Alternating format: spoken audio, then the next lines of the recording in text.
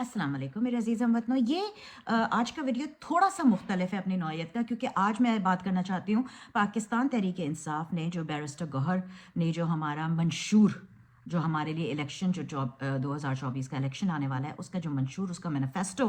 पेश किया है जो 168 पेजेस का है, उसके बारे में मैं आपके साथ बात करूँगी। और उसके कुछ ज़ाहिर है कि वो पूरे 168 पेजेस का तो मैं नहीं आपको बताऊंगी कोई बात, लेकिन कोई मेरे ख्याल में कोई 12-14 जो मेन नुक्ते हैं कि जब हुकूमत आएगी इंशाल्लाह हमारी पाकिस्तान तहरीक इंसाफ की चेयरमैन इमरान खान की सरबराही में, तो हम किस किस्म के काम करेंगे, क्या हमारी पॉलिसीज़ होंगी, हुकूमत किस तरह के काम करेगी, किस तरह के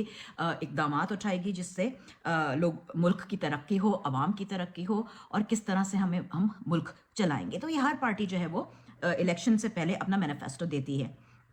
अब माना कि ये इलेक्शन अपनी नौयत का ज़रा सा मुख्तलिफ इलेक्शन है, क्योंकि ये इस वक्त जो है वो एक निज़ाम वाली बात चल रही है, और ये है कि जी हमने पीटीआई को वोट देना है। मान भी लें और अगर मानते हैं कि बहुत बड़ी मेजॉरिटी है भी पाकिस्तानियों की जो यही वोट उन्हीं को देगी, तो हमको कभी दूसरे लोगों के साथ भी बात करनी होती है और पता होना चाहिए कि हमारी पार्टी जब हुकूमत में आएगी तो वो क्या करेगी, किस तरह के इकदाम करेगी, तो वो उसके बारे में बात करेंगे। तो सबसे पहला जो पॉइंट है इसका वो है ट्रूथ एंड रिकन्सिलिएशन कमीशन, यानी शानदार मुस्तकबिल, खराब माजी से छुटकारा।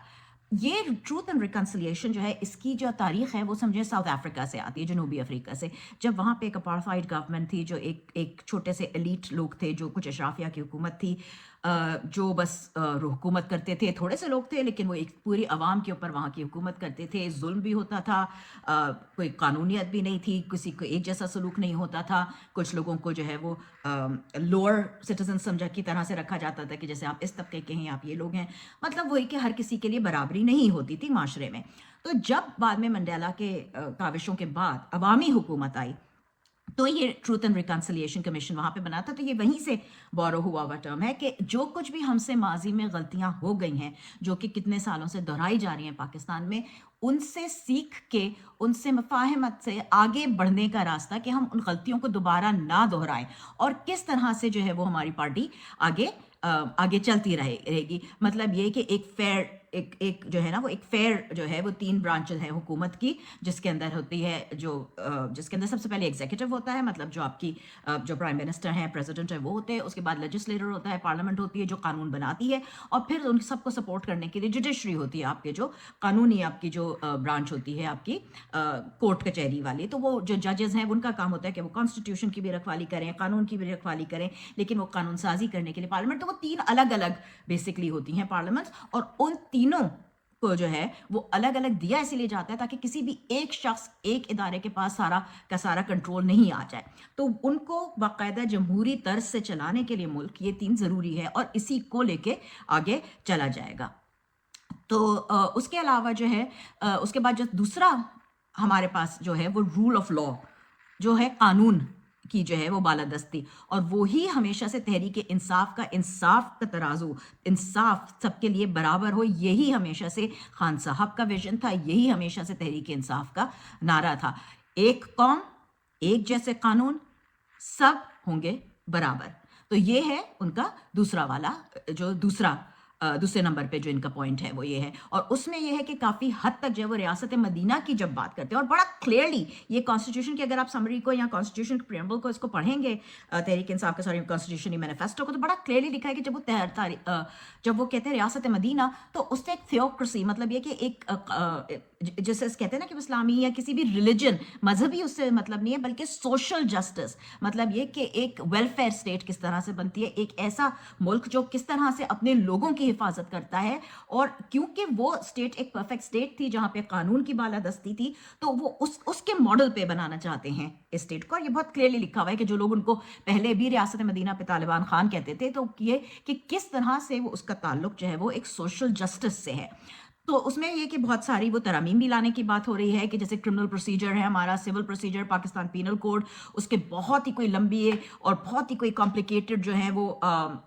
प्रोसीजर्स होते हैं, जिसमें ये कि देखिए कानून सबके लिए बराबर होने का ये मतलब नहीं है कि मुजरिम जो है वो कानून से बच जाए, लेकिन मासूम के साथ ये ना हो कि इतना कोई महंगा कानून कि आप वकील करें, इतना एक्सपेंसिव, वो एक लंबा दहाइयों तक कहीं एक केस चलता चला जाए। अभी तो जो है वो आपने एप्लीकेशन नहीं दी तो बायोमेट्रिक्स गलत हो गए, तो वो तो एफिडेविट नहीं हुआ है, लेकिन जो है वो पुलिस जो है किसी के भी घर में घुस जाए, किसी को भी उठा के ले जाए। तो ये कानून नहीं है। तो ये जो है ना, जो बेसिकली हमारा जो पाकिस्तान क्रिमिनल प्रोसीजर कोड है, सिविल प्रोसीजर्स हैं, पाकिस्तान का जो पीनल कोड है, उसके अंदर बेसिकली बहुत बड़ी तब्दीलियां आना जो है वो बहुत ज़रूरी है, क्योंकि वो निज़ाम का बदलना उसके लिए ज़रूरी है। तो वो इसी को जो है ना, वो रूल ऑफ लॉ ही के साथ तीसरा नुक्ता जो है वो हमारे जस्टिस सिस्टम का आ जाता है कि वो इस तरह से बदला जाएगा कि कानून की भी बालादस्ती हो, और जस्टिस रिफॉर्म का मतलब है रियासत मदीना हो, मदीना जैसा इंसाफ हो। तो ये जो है ये हमारे इसके दो हो जाते हैं। अच्छा, उसके बाद एक जो बड़ा सबसे ज़्यादा ज़रूरी मुझे इस पूरे उसमें लगा पार्ट, वो लगा था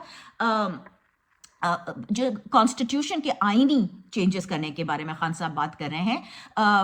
निज़ाम बदलो, पाकिस्तान बदलो। 5 साल की हुकूमत होती है, लेकिन उसको वो चाहते हैं कि वो बदल के 4 साल की कर दें।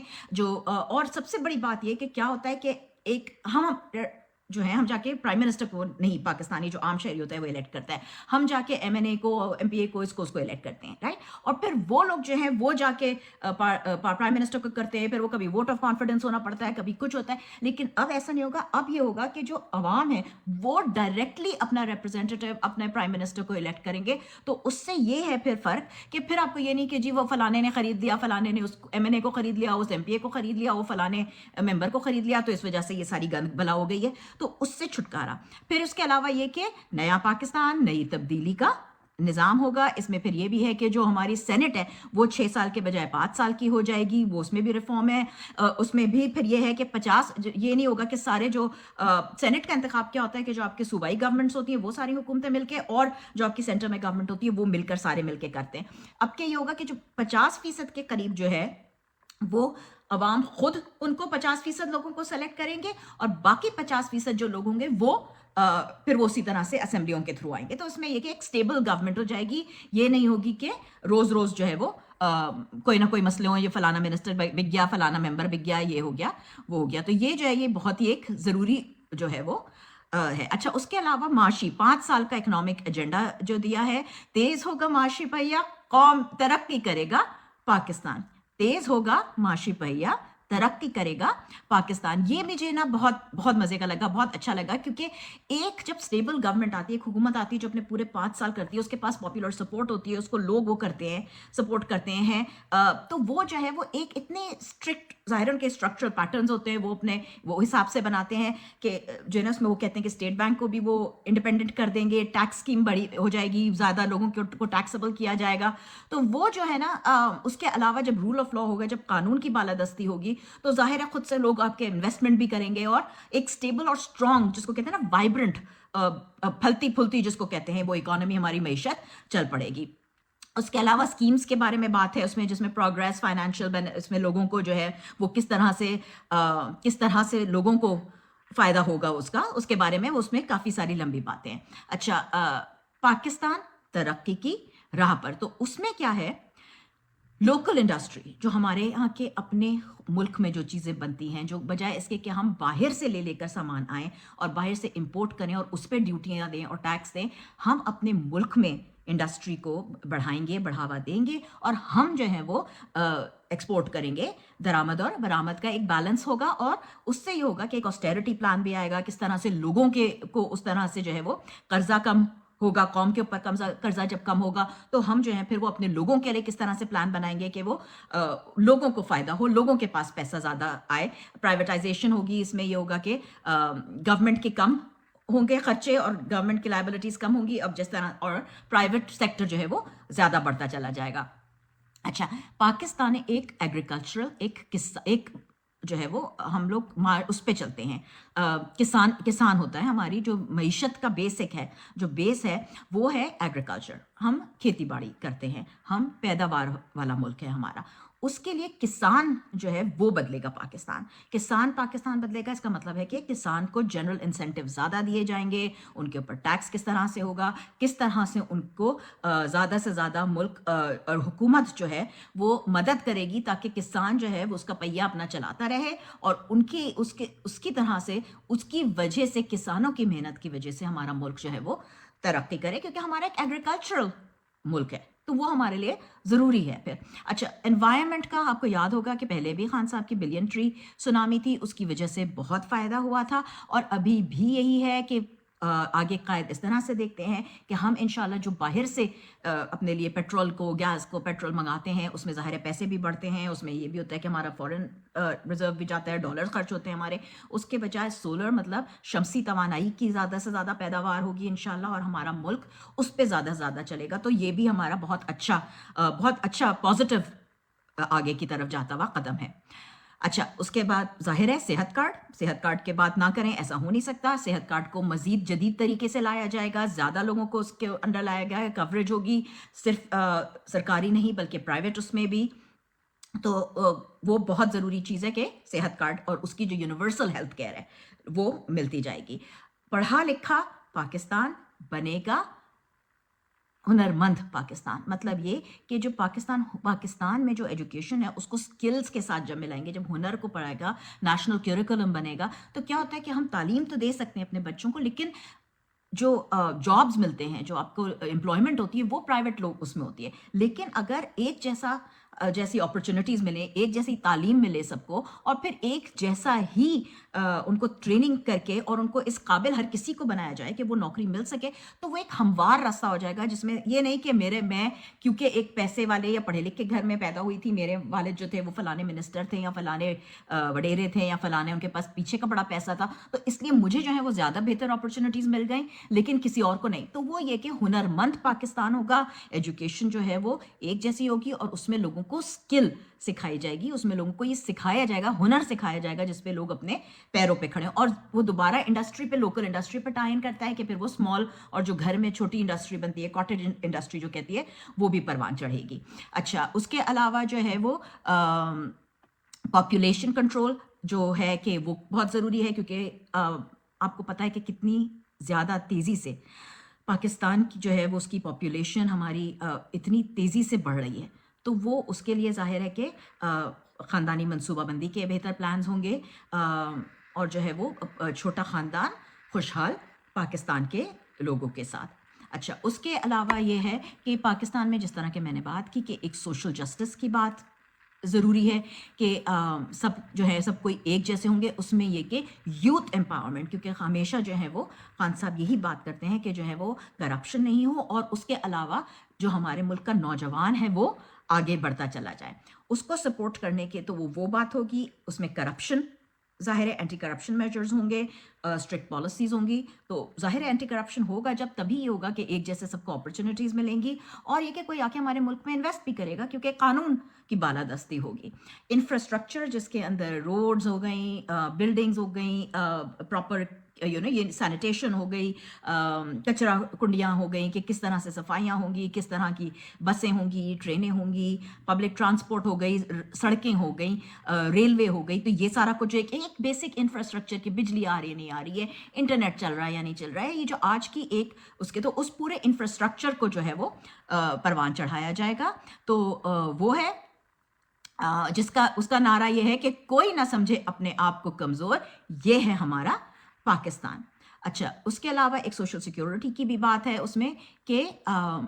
جی ڈی پی جو ہوتا ہے وہ ہر جگہ ہر صوبے میں لوگوں میں ایک سا نہیں جاتا ہے. اس کے علاوہ جس طرح سے احساس پروگرام ہے، اس کے جو ویریس پروگرامز ہیں وہ پہلے جی ڈی پی کا صرف 1% حصہ اس کو جاتا تھا، اب یہ سوشل ویلفیئر جو پروگرام ہے اس میں 3% انہوں نے بڑھا کے کر دیا. تو اس کا یہ مطلب ہے کہ جو اس کے اٹیچ پروگرام ہیں جس میں لوگوں کو، غریبوں کو، چاہے وہ ان کے پاس نوکری نہ ہو یا تو ان کو جو سنبھالنے والے پروگرام ہیں اس میں بھی مدد ملے گی، جس میں حکومت جو ہے وہ اپنے عوام کو سپورٹ کر سکے گی. اچھا پھر اس کے علاوہ جو ہے وہ سب سے امپورٹنٹ بات جو میں آخر میں جس کی طرف آ رہی ہوں وہ ہے ہماری فارن پالیسی، ہماری خارجہ پالیسی، اور اس کا نعرہ ہے سب سے پہلے پاکستان فرسٹ. وہی جو ہمارے قائد کی بات ہے کہ ہم نے ہر کسی کے ساتھ دوستی رکھنی ہے، مطلب وہ ممالک جن کو پاکستان ریکگنائز کرتا ہے ان کے ساتھ ہمارے ایک جیسے تعلقات ہوں گے، اچھے تعلقات ہوں گے، ترقی کی راہ پہ چلیں گے ان کے ساتھ. ہر ملک کے ساتھ ہمارے تعلقات دوستی سب کے ساتھ، غلامی کسی کی بھی نہیں. ایک بہترین پالیسی میں جو مجھے یہ بڑا کمپریہنسو مینیفیسٹو لگتا ہے، مجھے لگتا ہے کہ یہ انشاءاللہ اگر یہ حکومت، لیکن دیکھیے کتنا بھی اچھا مینیفیسٹو ہو، اس طرح کی پالیسیز، اس طرح کی چینجز لانے کے لیے کسی بھی، اور خاص طور پہ جو یہ آئینی چینجز ہیں ان کو لانے کے لیے کسی بھی حکومت کو کم سے کم جو ہے وہ 2/3 اکثریت چاہیے ہوتی ہے. میرے نزدیک جو کچھ ہو رہا ہے اور جتنے سالوں کی گند ہمیں صاف کرنی ہے، پچھلے کم سے کم بھی